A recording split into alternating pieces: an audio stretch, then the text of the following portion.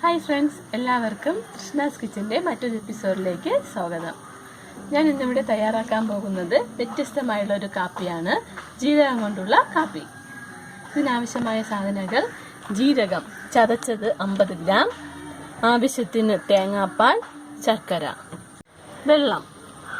ഇനി നമുക്ക് പാത്രത്തിൽ കുറച്ച് വെള്ളം തിളപ്പിക്കാം.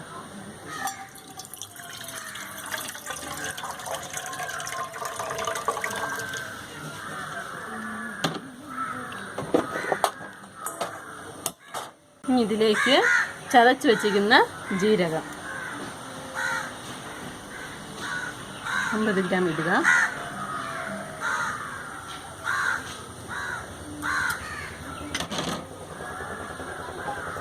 ശർക്കര,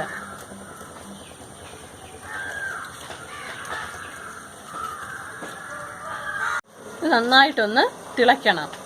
അപ്പോൾ ഏകദേശം തിളയ്ക്കാറായിട്ടുണ്ട്. അപ്പോൾ നന്നായിട്ട് തിളച്ചു. ഇനി നമുക്കിതിനെ ഒന്ന് അരിച്ച് ഒഴിക്കാം.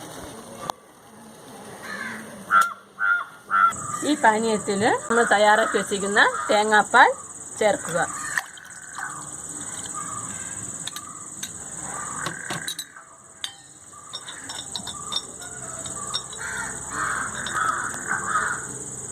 ജീരക കാപ്പി ഇവിടെ തയ്യാറായിട്ടുണ്ട്.